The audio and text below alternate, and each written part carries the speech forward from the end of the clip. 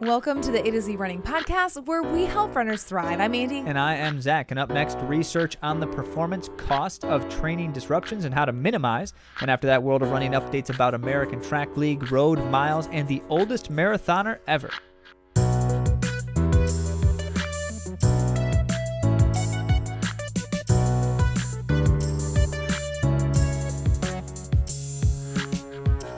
Here we are, back together again after a week of not being together. What a sad week. What? When you couldn't we hear our published voices. last week. I know, but for those 7 days between when we published the last one and this one, we did not publish another one. Oh. Well, here's the thing. This week, we are talking about a pertinent topic because of that old statistic, ye old statistic about how 50% of us are injured in a given year, or very nearly that, plus or minus a little. And more specifically, the nature of those disruptions. It's a very important topic because it's a very common constant for runners.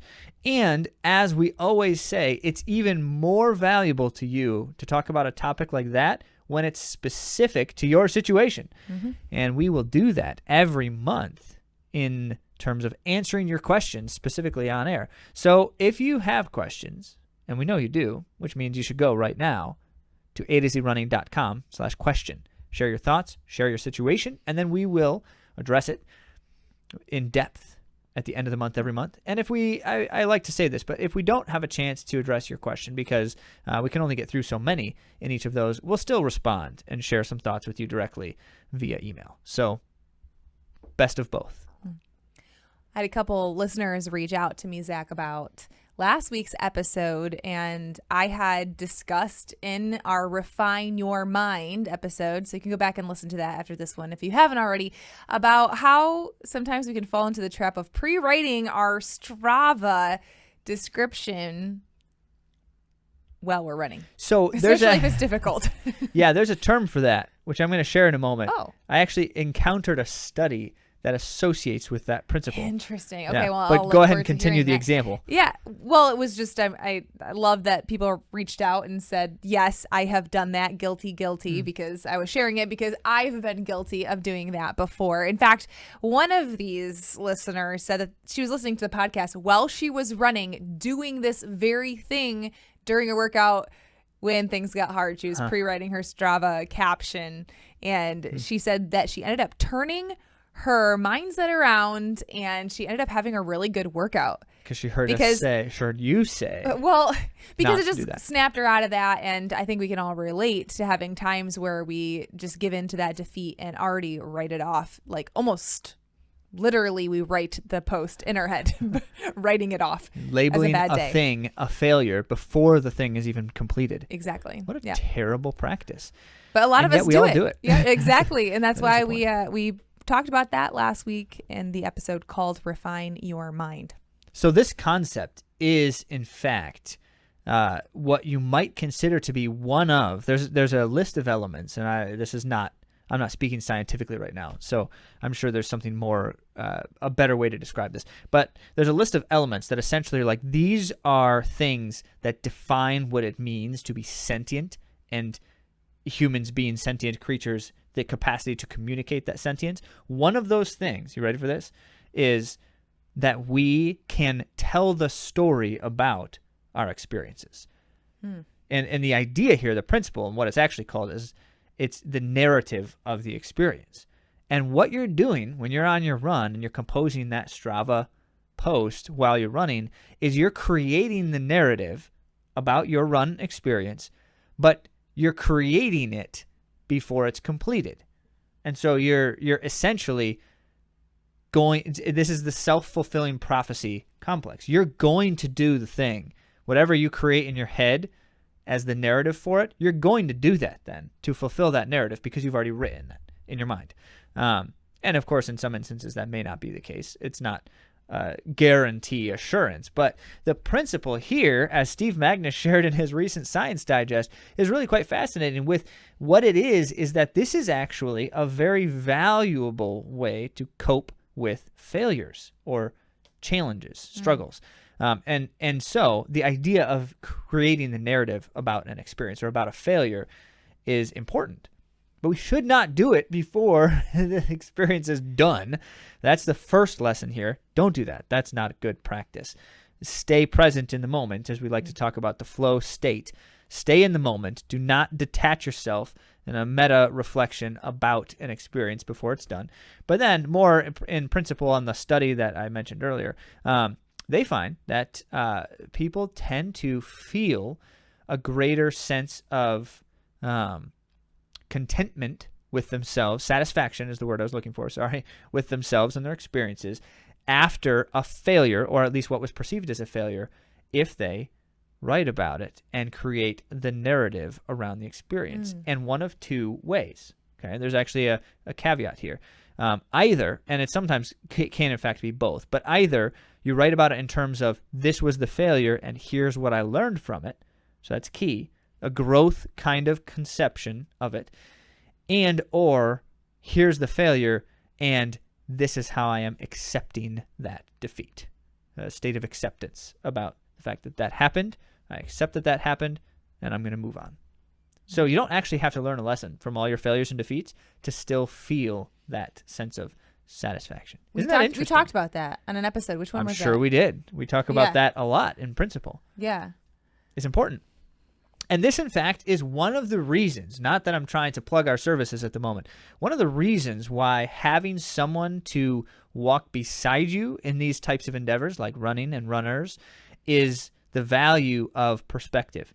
And one of the things that we find ourselves doing on a regular basis with our runners is when they experience a challenge, a disruption, a setback, or a failure, as it might be perceived by the runner, is we can be the voice for these types of questions and helping someone think about it in these types of ways. Or just be the person who's listening to you processing it, because it's the most valuable for us to articulate and then to a person who needs the feedback in order to create exceptional training for you.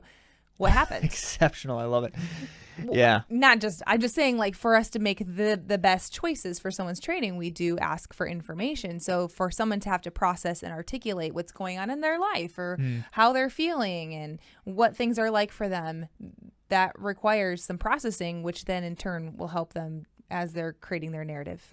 This is also why they find that people who journal regularly, you know where I'm going with this, tend to experience a higher state of self-satisfaction and, though it's immeasurable, certainly in concept, self-actualization.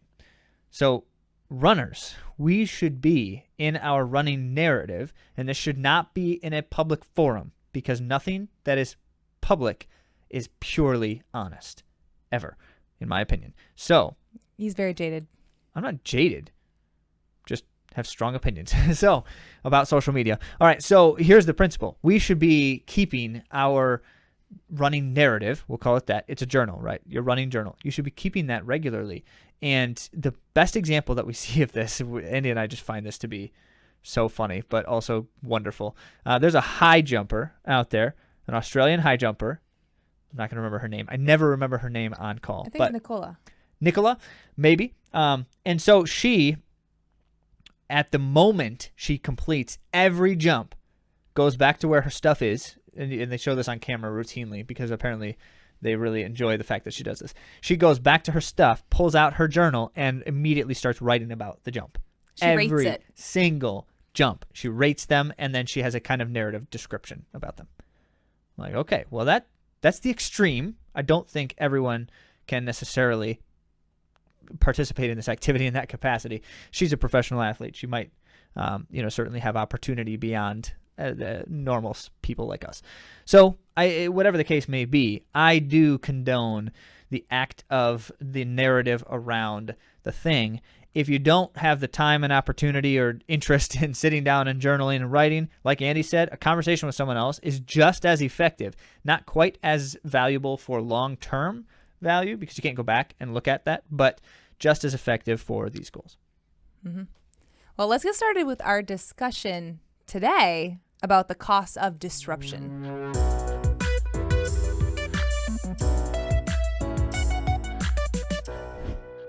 As noted, our goal here is to address the topic of disruptions a little bit more, we have, and I'll mention it now, we went at length into the idea of how to respond to disruptions, and we have a kind of formula that we use, and certainly it's fine-tuned in every instance with every individual, but we have a kind of formulaic approach we use when an athlete reports a disruption, illness, injury, or otherwise. And so go back and listen to that. It's episode 155, let's say, off the top of my head. It is. It's not off but the I top wrote of my that head. in there. I know. I was just trying to make myself sound smart, Andy. Don't take away my sounding smartedness. I'm glad I can help you. All right. Well, as it were, it is episode 155, something about disruptions, and you can find that episode on any of the easiest ways to search for episodes and such. But AtoZrunning.com is probably going to be the fastest because then you can just type 155 in the thing. So go listen to that if you want a good reminder about our formula and how we approach these things. Mm-hmm. We're not going to address that here as much in that perspective. That's the retroactive response to disruption. Right now we want to talk about both the studies around disruptions and what effects they have on performance and what degree of disruption affects performance to what degree. And then what are some of the more preventative aspects and certainly some of the mitigation that we can achieve here. And I want to insert into that, there's a caveat, which is certain things are more predictive of disruptions than other things, specifically of injuries than other things. And we want to address that as a reminder, a key reminder. Mm-hmm. So let's dive into the research, and the reason why we wanted to present this to you today is that it's always a conversation that we have, right, amongst ourselves as runners, or when people have podcasts like this or athletes are sharing their stories, there's disruptions. But we're bringing this to you today because there was a recent study in 2023, which is the year that we are recording this podcast, and it's entitled Estimating the Cost of Training Disruptions on Marathon Performance. That caught my attention because it's interesting to actually know the numbers, and this was pretty extensive research. So based on 12 to 16 week training cycles, over 50% of runners experienced short training disruptions that included up to 6 days, and longer than the 6-7 day were found to be increasingly less frequent for those who actually made it to race day. Okay, so basically the 7-day mark was kind of like, if the disruption was much more than that, chances are it canceled the person's season. It was kind of the one of the findings. I did want to back up before we get too much further into the details specifically. In this example, they reviewed, remind me if I'm wrong, Andy, but I believe they reviewed 250,000 runners. Yeah, a little more than that. 290,000 is actually in the vicinity. Interestingly enough, significantly more of them were female than male, if I recall. But that's neither here nor there because they didn't find statistical discrepancies between. But significantly statistical discrepancies. However, as it goes, so they took 290,000 people, and over the course of the study period, over 500,000 participations in marathons amongst those. So almost 2 on average for each person. So that's a huge data set. And as it goes, very few studies ever try to do something like that because it adds many layers of challenges. You can see that I'm sure that the researchers here had a little bit higher budget than normal. Actually. No, they didn't. It was your information on Strava, people. It was the Strava. It was via Strava. Oh, okay. And this is not, so I also Thank you. I wanted the disclaimers as well. I read in the end, they were not funded by a company. There was no third-party interests for this specific research to be done, because I wanted to know that, especially because they drew it from Strava specifically. I didn't know what the angle was on that. So it was to inform those who are in the running industry as to perhaps like what are causing these things, and then what we should emphasize as coaches or media. Mm-hmm. So that being the case, the principle that I was going to mention, and the thing to always pay attention to with super large populations like this, So they had a resource that provided the data, right? But what it amounts to is there's always a substantial number of variables that are uncertain with these things, and they did a fairly good job in this study of noting that there's certain, like, we don't know for sure certain things, so they're not reporting data unless they were confident in something clear. Also, and that's why, there's outliers and things of that nature. When you have a study size this big, sample size this large, then it can also help you with outliers, where there's like some research that is done that doesn't have quite as many, like it'll be like 16 people in the study, and then you have a few people who are outliers and it skews your study. Yeah. I mean, that's always the case. It's just the larger the numbers, the better. So continuing on with the findings of this research, runners who experience longer training disruptions, which would be longer than 7 days, their costs and their finish time, their actual performance, is 5 to 8% compared to the same runners who experienced short training disruptions, which is like less than 7 days. And this is like in a row, not over the whole training cycle, because most of us take rest days. Right. Mm-hmm. Now, notably, how they're reporting this cost concept is 5 to 8% in that instance is more time on the finish time of the race. So add 8% to your finish time, and that's the cost, as it will throughout this. Yeah. So as Zach said, there wasn't much difference between sex, age, ability, and timing even of the disruption. Actually, there was a little bit more in the timing. Yeah. So we'll get to that in a minute here. But they also noted that faster runners experienced a greater finishing time cost than slower runners. So they said that all of these that they were looking at were more like, they weren't like elite professional runners. So this is like all of us. This is the everyday runner. But the faster the person was, the greater finish time cost for them, which was 5.4%, and slower runners 2.6%. And by the way, that's actually a fairly predictable phenomenon, because what it amounts to is a person who performs at a higher percentage of their maximum capacity. So let's use VO2 max. A higher percent of VO2 max experiences greater fitness effects in the negative to any kind of negative fitness effects. Because in principle, you can see why, because they're exerting a higher degree of maximum potential energy output. So, and that's not to say that runners who don't run as fast don't try as hard. That's not what I'm saying. You simply can't run at a higher percent of VO2 max if you're running for a longer period of time. There's a limitation there. Well, so, and the more fit you are, the more stimulus you need to continue to make improvements as well. So they would need more stimulus in order to maintain the same fitness level. So, yeah. And then, as I mentioned, the closer to race day, so the timing is another discrepancy. Closer to race day, there's a greater finishing time cost of 5.2%, where if it was earlier in training, it was more like 4.4%.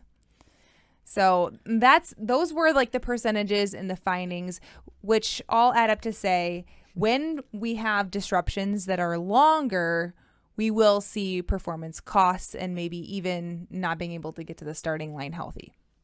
Well, that's a likely scenario. Yeah, if you greater than and this is kind of how it goes. If you have an injury scenario that requires time off consecutively of greater than a week, chances are it's more serious. And that raises the question of whether a runner should attempt to get to the start line anymore. And it's going to depend on where you are in the training cycle, which is why they note specifically that if you're closer to race day, there's a higher likelihood that it's going to create disruptions in the race. We certainly can predict that. But also, in terms of the considerations around what is or is not necessarily just safest decisions. So if I rush back from an injury, or if I have an injury and I try to start running too soon, chances are that I end up in a worse state. And so there's some considerations there. So while we say all of these things, I put this in for later, but might be a good time to talk about it now.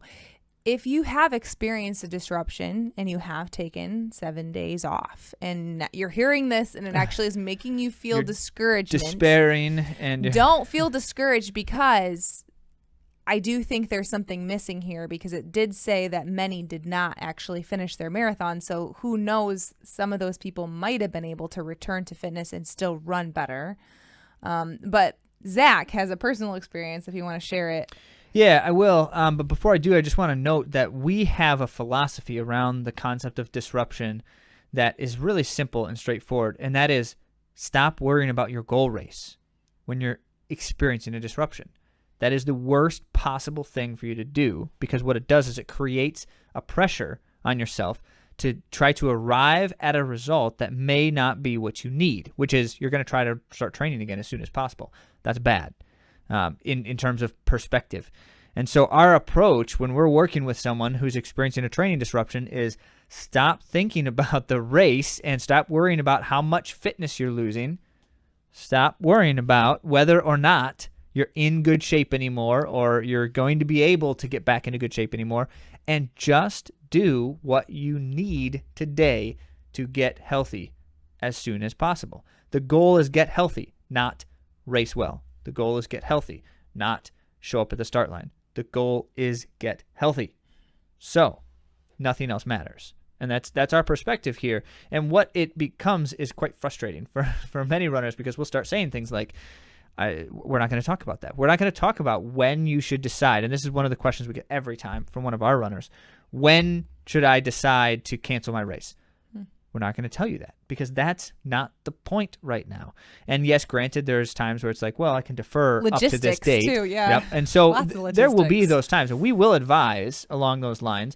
I do have a general guiding principle that I use with our runners. If you're going to do a marathon, that you should be running for at least this long, so that you're not trying to run a marathon in a total unprepared state and you're going to hurt yourself. But that depends on the person also. It's not the same for everyone. So what we get to here is the example Andy mentioned. So I'll share it only simply because Andy wants to underscore the point of we should not then immediately change our expectations simply because a thing happened in training. For instance, almost every time I've trained for a marathon in my entire life, I've taken a week off at some point during the training cycle. Like, I don't know that I've ever run a marathon race on a training season that didn't have a disruption that amounted to a week off or more.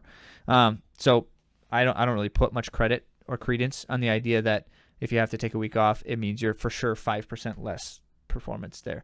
And the reason why is because my most recent one, which is what Andy's referring to, my most recent one was I had to take a week off, and it was in a very bad timing. So I had just trained for about 10 weeks and building up all of the capacities, all the conditioning work. I was in a great state of general aerobic fitness. Not that I had any clear sense that I was like in the best shape of my life or something, because I didn't feel that way at all. But things were going well, right? And then sudden injury, unexpected, and didn't really seem like there was anything that was leading up to it. And then just suddenly, one day I had a basically strained part of my calf. And so 7 days off immediately. And I think it might have been a little bit more than that, but it was 7 days off immediately. And I had 3 weeks until my goal race, which was a marathon. So we're talking about very close to goal race period. 3 weeks once I started training again. And so I was careful when I started coming back. So the first week of I guess it was 4 weeks now that I'm doing the math in my head. 1, 2, 3, I don't know, 3 or 4 weeks. So once I started training again, I was also very careful in coming back. I didn't just start trying to run the training that I was going to be doing at that point in time prior to the injury. I was clearly feeling entirely fine again. No sense of the injury anymore. And yet, very careful and cautious coming back. Took about a week before I was confident that I could then run hard again. Everything was just very easy up until that point. And so from that moment on, it was 3 weeks until race day. And I trained those 3 weeks normally. And everything about the data that I was getting from the training, like the results of the workouts and such, did not suggest anything special. Like, it was just normal. This is kind of what I normally do. not quite as fast as I've run those workouts the season before, all that kind of stuff, right? So that the point of all of this that I'm trying to articulate is that race at the end of that season was my lifetime best marathon by 2 minutes. So the answer to the question, does that week off mean all hope is lost, is of course, no, not in the least bit. In that instance, that's not probably a likely scenario for most of us, because for me personally, I had a lot of the exact opposite scenarios where things did not go well at all come goal race. But point is, our perspective is that we stop thinking about the goal race is not the thing that I worry about when I'm experiencing disruption. It's getting back to 100%. So we can mitigate some of the costs, and that's what Zach did. And in fact, I like how you're telling about your personal experience. I think it's helpful. So maybe you can tell people how you mitigated some of the cost of that disruption. In that one in particular, there were two things, and these are the two things that are always the case insofar as it's possible. The first is I immediately start training in some other capacity. So I can't run. I immediately look for, can I cross train? Can I do some other kind of aerobic activity? In almost every injury I've experienced, I can bike. That's certainly a blessing, because there are plenty of injuries out there where you can't do that kind of motion, like Andy's current injury. And so that's an option. When that's an option, biking is a great aerobic activity. It's not the same as running. You're not going to get the same kind of fitness contribution as running, but it's still providing something. That's point number one. Mitigating the disaster, if you will, is maintaining your state as best as you can while recovering, while healing fully. And so that's a key piece in the puzzle. And it's going to also involve the consideration, like I made after I was, quote, healthy again, but my training, I did not try to jump back into full training. In general, we have to always remember that some amount of training is better than no training at all. And so if I am experiencing something that may be a concern and may eventually result in a disruption, it's better for me to reduce my training capacity to something that is no longer increasing my risk of injury or increasing my injury status. And in that reduction, if I can then recover and heal, that period of time is more valuable than if I put it off, and end up hurt for a week or two. So there's a consideration there. We're always looking for what's the adjustment in the way I'm doing things right now that allows me to maintain a training stimulus that is safe and healthy. And then the other one is, what are the things that I can do to care for myself, whether I'm in the midst of a disruption or in general, to ensure that it doesn't become a disruption. As I mentioned, in this instance, my calf, I'm sure there were things going on that brought that about, but I had no indication that something was amiss until suddenly it was in that particular instance. But in retrospect, there's clearly a couple things that I wasn't doing regularly that I usually do and would likely have prevented something like a calf strain. Things like some of my foot exercises, for instance. So there's always going to be, you're going to have some elements of how can I address the smaller issues before they become bigger issues, but also how can I maintain a kind of routine that is likely to keep me in a better state overall as well. Now, that's my example from that particular experience. However, Andy has a more detailed study for us. Yeah. So a couple things to think about. Oh, that's my study. Sorry. Oh, I have one too. You have one later, too. So. Let's go to yours, because Okay. I want to come back to that. Okay, great. Sorry, people. I'm That's all right. directing Andy to the So wrong spot. one of the suggestions is reducing your training when you have something pop up, even if it seems small. So reducing and running easier are usually our suggestions when our athletes come to us with things. So there is a study that identified that some reduction in training might not have any negative impact during marathon cycle, and this is because it's a short period of time. Athletic performance, this is from the study, is improved or maintained with a 60 to 90% reduction in weekly training volume during a 6 to 21 day reduced training period. primarily due to enhanced ability to exert muscle power. So they're actually doing some other kind of stimulus there. So that'd be like periodization. So if you were reducing at the end phases where you're doing like strength period or sharpening period, that's what they're kind of talking about there. But actually reducing your volume, if you're like in that strength phase and you're like, whoa, my calf is doing this thing. Well, that reduction, you have introduced a new stimulus that's actually going to be, there's going to be a couple elements that are maybe causing some volatility. And so reducing your training is not necessarily going to mean that you're not going to perform well at your race. So just keeping it all in perspective. But it's better to take like that time and reduction and then take care of it and then move forward instead of having to take like more time if it becomes a bigger issue. So think about it this way: a couple days off now to hold an injury at bay or to prevent burnout is much better than a major injury or disruption that takes you out for the season. The ideal runner in a general sense here, and what we aspire toward with our athletes as we're supporting and coaching them, is the person who says, I'm not feeling right today. Something's not feeling good. Something's not feeling the same.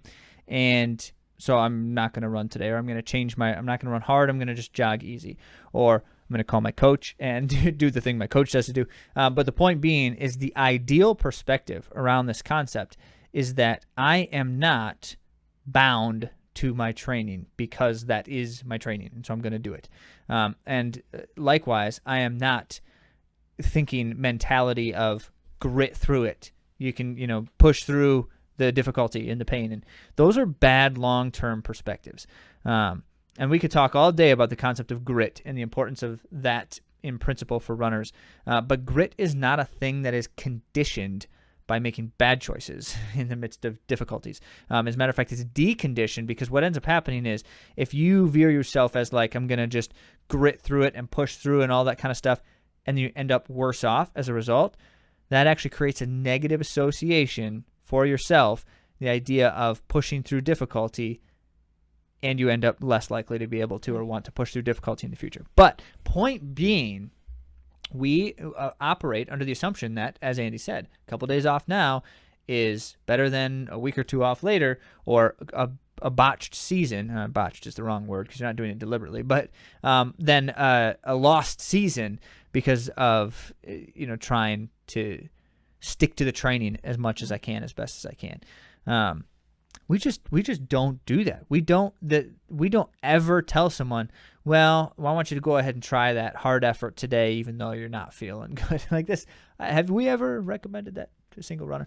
So in fact, what this amounts to is we look at a study like that, it just kind of supports the idea that reduce training load for a temporary period of time doesn't usually have a negative cause, as far as they can tell, on performance. There certainly is the potential for, we understand that, but it's a risk worth taking in that instance. Yeah. And if your disruption is because of like life situations or schedule, if possible, keeping your days off of running less than like 4 days in a row, like 2 days in a row. We like to say 2 days in a row at the most is like our preference. When you control the schedule and the choices. Yeah, and when you can like try to manage to like throw a run in, like, okay, or you say like 3 days, 1 day, 3 days. It's better than taking multiple days off in a row if possible. And that, like, again, won't ruin your season necessarily, but it does mitigate the cost of the disruption. Yep. And what it also does too, by the way, I'm going to underscore this further with the final study we wanted to share, but at least just in brief here, what it does as well is the shorter the disruption, the less risky my return from disruption is. And so 2 days off doesn't really require me to change the nature of my activity after the 2 days off. But like 4 or 5 days off, I probably should be careful about the next couple days of running, making sure I don't run too long or too hard, too high of intensity, because the greater my state of neuromuscular change. So the higher my new neuromuscular stimulus versus my recent neuromuscular stimulus, the greater the risk as well, which we'll come back to. And we, in general, kind of recommend, I didn't ask Zach if we should say this on the podcast, but when you return from running after like being sick for a few days, or you have a longer duration than 2 days off, we do recommend that you come back with like up to a 60-minute jog, that you shouldn't jump in with a workout or something super long, like he just said. So if you're one of our athletes and you're listening, that is usually what we recommend, especially if it is due to like a sickness or a niggle injury type of thing, because you are in a vulnerable state. Yeah. I mean, the note that I mentioned earlier, coming back from a week off, I jogged for 5 days before I did anything harder than a jogging effort. With his race coming up. With a goal race in only a few weeks. And that worked out for him. It did. It was also every day it was, how am I feeling? How are things going? And what does it seem like I need to do today? And making the conservative choice each time in that instance. So that's the layer that we have to apply to consider then smaller disruptions deliberately to avoid bigger disruptions unintentionally is one of those approaches. Yeah. And then the final note here from our last study of mention is the concept of change. As I was just kind of iterating briefly there, change is very risky for runners. And one particular study that I found just fascinating was they looked at during COVID, which I know as soon as someone says COVID right now, everyone just turns it off because I don't want to hear anyone talk about that anymore. But in particular, they used that period of time to study this, but the concept is nothing related to it. It's just in general. So what it is they looked at a brief window of time and a decent number of runners here, and who got injured and who didn't, and then how many things did they change about their routine around training and running, and were there correlations? And you're going to guess it. You already know the answer because we're bringing this up. Those who made more changes in their routine and their training habits were more likely to get injured. It's quite substantially, in fact. So as a quick brief here, they found that the most notable changes that resulted in injury were changes in volume of high intensity training. Those who changed that the most were most likely to get injured. Those who changed that the least were least likely to get injured. So not surprising. However, I do want a quick for us, because this is what we talk about all the time, but I think there is a general misconception that it is the total volume of running that is causing injury, not the amount of intensity within your running. Well, and there's a challenging factor around that concept, because you'll find this if you start reading studies around running injuries. You'll find the conclusion most consistently drawn, which is that the most common correlation between running injury and training habits is high volume. The higher the volume, the more likely the runner gets injured, pretty much consistently across all major running injury studies. Two things to remember about that. The first is in almost none of those studies are they also quantifying the runner's percent of volume of maximum. So like how hard am I training in that volume as well. Because what you find when you do this, and there are not very many studies on this, but when you look at a study that says, okay, you're going to all run the same high volume, but some of you are going to do it at a lower percentage of maximum than others, what do you think you find? Well, the people who do it at a lower percentage of maximum are less likely to get injured. However, there's so many other variables that are possible within that. What we do know for certain is that it is true that runners who increase volume increase risk of injury. That is, in fact, consistently true.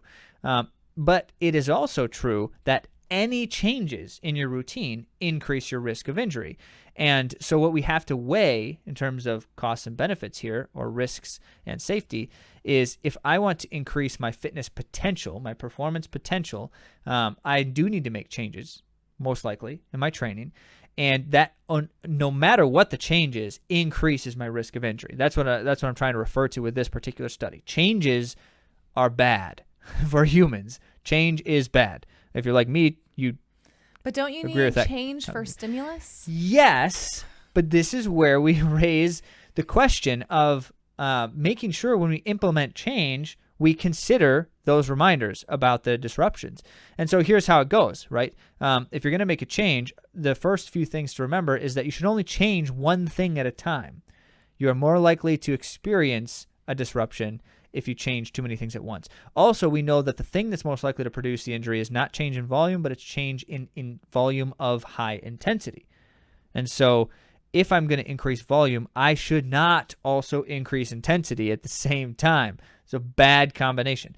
And so when we start to break it all down, what we find is you can, as a runner, you can run high volumes. I say this in general. That's not true for every single runner, but you can run high volumes when implemented in a deliberate and patient approach, because we have to give our body time to adapt and the stimuli and such.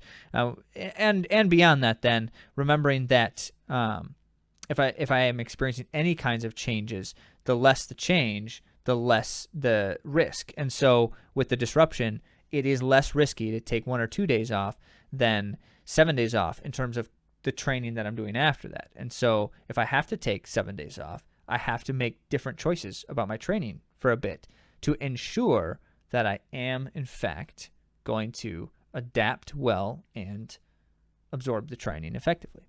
Mm-hmm. So that was kind of a circular explanation of that main point. And I say that because I think that is one of, if there's two temptations that drive most of us in the midst of disruption, it's first temptation is to try to, I'm thinking about the race and the end result goal. And all of my decisions are driven by, I want to get back to fitness as soon as possible.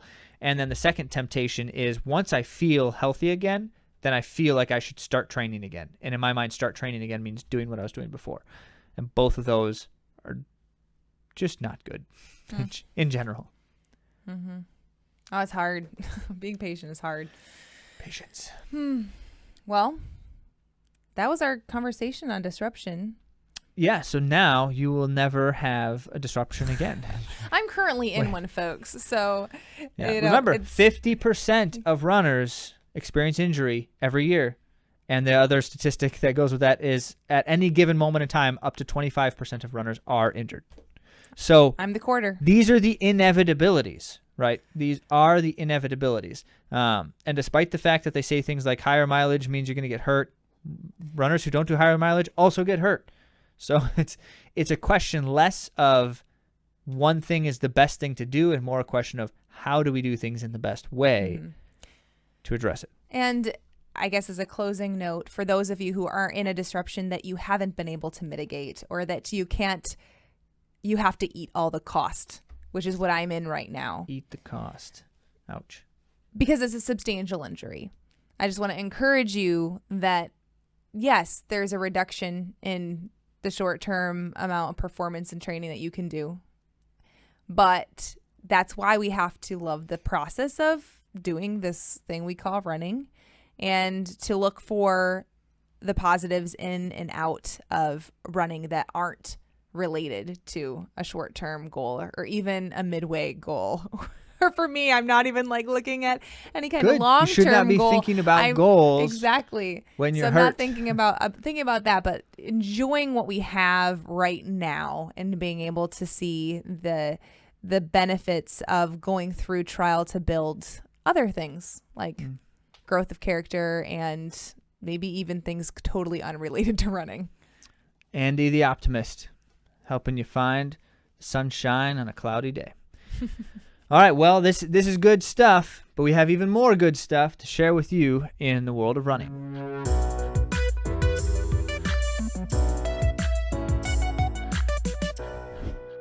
This week in the world of running, we're starting with a couple 5K shout outs for A to Z runners. We had Spencer second overall and Bill first in age group and fourth overall. Right on. Right well on. Done, gentlemen. Well done. Nice double performance. They were in the same race. Double performance for A to Z runners up front in the race. That was always exciting. Yeah, certainly. So our first bit of news here is from the American Track League Ed Murphy Classic. Which, this one's part of, there's kind of a little bit of a series going on. Yeah. It's American Track League stuff. Mm-hmm. And they've done a decent job, I think, this year of getting some more higher performance races happening outside of just like this isolated few events, which is always exciting. It's fun to see the runners out there doing their thing. Right, because a lot of them were in hopes to qualify for world championships at their national championships. So they are trying to get the most from the fitness that they've gained and show up and get some fast times on the track. So starting with the women's 800, Addie Wiley ran a blazing 159 flat for the 19 years old. Yeah. Yeah. And just like storming across the running scene right now. Almost a sub 159. I mean, 159.0. Right. I was trying to look on the thing. I can't see exactly because they don't show it this way. But if I were to look on a different page, World Athletics would demonstrate. I was trying to figure out exactly what performance in the world that is right now. And it's up there. It's high. Great. Yeah. So nice work, because that is Yeah. also not really Addie Wiley's like main focus. Although I say that it probably is. She's really more of a middle distance focus than a distance focus. She did run like the indoor nationals triple quadruple that she did was like 600, 800, 1000. It was all middle distance. So who are you stuff. to say? What? Yeah. So who are you to say which one is her predominant event? Well, what it amounts to is she's been doing a whole lot of like mile 1500 stuff Yeah. at a super high level lately. That's true. And it just goes to show that she's strong multidimensionally. Mm-hmm. Men's 1500 meter run was a wire to wire Henry win show. Yeah, and so they had a pacer, they had a rabbit. He, as soon as the pacer was out, he was in the front and he stayed in the front the whole time. Nice. And people tried to pass him in the end, but they couldn't. So it's always kind of exciting to see something like that, because that's not advisable. Like if I'm the coach of that athlete, I'm telling the athlete ahead of time, don't get caught in the front. It's kind of like rule number one for racing. But he clearly was just feeling it and demonstrated that fact by running 3:34 and change, not far off the world standard, in fact, for the year. Very strong performance. It's not always unadvisable though, because like there are No, some not people always. like Ajay Wilson. For many years, that was her tactic: is The leading from the 800 front. doesn't count. It's a different kind of Okay, race. well, It's- Some people like to lead, and it brings Yeah. them a lot of confidence, and they run better that way. Yeah. So the victory was 3:34 and change, and then after win was Johnny Gregoric and Vince Ciatti. Ciatti. Which is notable because Vince came back the next day to run another race, which we'll get to here in a moment. Awesome. Yep. Same with our 1500 meter winner. Yeah, true. Came back to run another race later that we'll talk about. But Danny Jones ran a very strong race, and she overtook Canadian champ Lucia Stafford at the closing lap and ran away from her and had a very strong finish. And this was a personal best for Jones and a 4:02.83. Yeah, very strong run. And Stafford had a monster lead with a lap to go. Yeah. And Danny Jones just reeled her in, patient, and caught her right in the nick of time to win the race. I don't know how patient you can be when you close that fast. That's not like No, you I'm mean saying patient she's earlier. patient and as far Okay. as she didn't It go wasn't too like a fast patient too soon. final lap. I mean, though, but it was in the sense that she did not try to pass her immediately when she started accelerating. She just ramped it up a notch at a time. It was pretty fast. It was pretty It was crazy. very fast. But both Jones and Stafford did run crazy fast. They were under the world standard time. So that's amazing. And Stafford will be at the World Championships. She's the Canadian champion and has the world standard, so she'll be there. Danny Jones will not.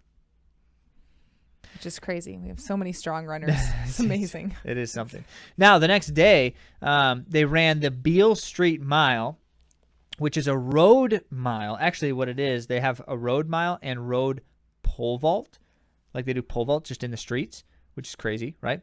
So there's a couple road miles, in fact, going on this weekend. But the Beale Street Mile was the next day, associated with the Ed Murphy Classic. It's like a part of the same meet. It's in Memphis, right? Yes. Yeah. In Memphis. And so it's interesting because they have like part one, day one is on the track, and then part two, day two is on the roads. And they have both this mile and this pole vault feature. And the pole vault's like 5 hours long. It's really like something. shutting down the streets. Oh, yeah. So that's one way to do it. But what happens then is on the road mile, we saw a lot of the people who competed in the track races come back the next day to run the mile on the road.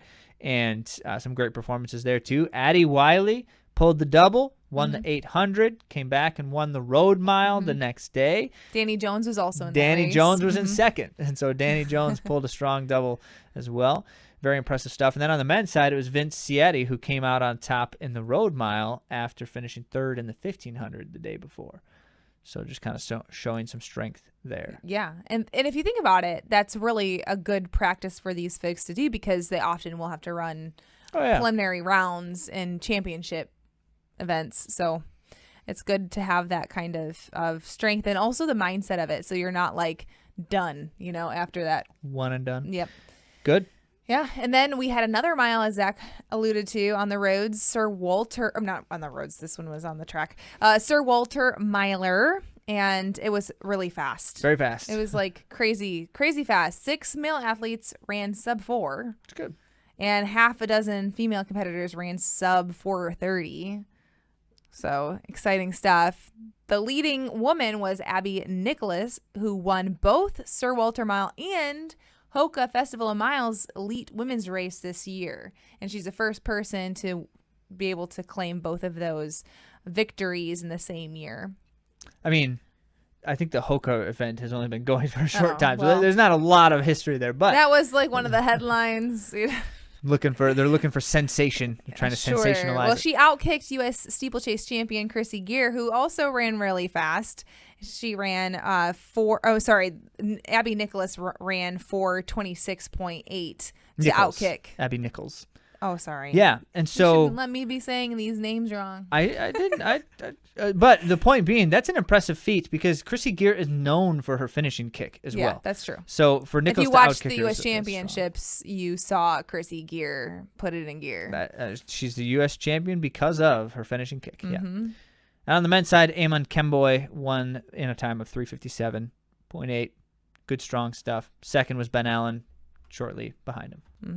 I love this final bit of news. It's just so heartwarming and so encouraging for all of us who want to be lifelong runners. But the world record of the oldest marathoner was broken, and it was finally ratified. So it was broken in 2022, but ratified this weekend. So we wanted to celebrate it a bit by sharing this with you. Mathia Allen Smith is now the oldest woman to have completed a marathon, and she was 92 years old when she ran the Honolulu Marathon. Should be noted that she broke the previous quote record by 3 months. So it's a thing. 90-plus-year-olds running marathons. She wants to keep doing it, she said too. So goodness. I think she'll try to go for an older marathon as well because it is part of her lifestyle and what she loves to do. Half a year later now, through this ratification process, she's finally the record holder. So I'm glad that she's able to enjoy that now. When someone is in their later years, it's kind of a risk not to reward them right away. So they will never know. Terrible. It's true, but so it should be noted too that insofar as she's able to continue staying on her 2 feet, the only reason she broke the record, if you will, here is because every year, basically, she does the Honolulu Marathon. And so I don't know that it's not necessarily every single year, but the point is she does this kind of regularly. And so she didn't think one day, hey, I'm going to see if I can do a marathon to get that record. This is just something she does, which means chances are she's going to do it again. Yeah. And the reason she chose Honolulu Marathon is that it doesn't have a time cutoff, which is a really great benefit for including older runners or any kind of runner who might be beyond the normal range of marathon time. So that's really cool. I love that they do that, and they were out there for her. I want to give you a little glimpse of what her training is like, because you might be wondering. Alan Smith is now 93, and she runs 6 days per week all throughout the year, maintaining a training volume about 36 weekly miles, even on vacation, they noted, and steadily increases her mileage about 18 weeks prior to a marathon. Does anyone else think at the moment that at 93 years old, she still goes on vacation? That's amazing. What? I just, well, she doesn't, she's very healthy looking. Well, yes, she must be living a kind of state of activity that is not common for 90 It's not plus common. It's not common, and it's really impressive. She didn't start running until the age of 46. In 1977 is when she began to run. And at age 51, ran her first Boston Marathon in 1982. Mm-hmm. Yeah. There you go. So all of these things, we love these kinds of stories because it just reminds us that this thing is possible. The idea of what she's done here is possible, and that's just really it's exciting, encouraging, and inspiring. Mm-hmm. Well, thank you all so much for joining us, and we'll talk to you next week.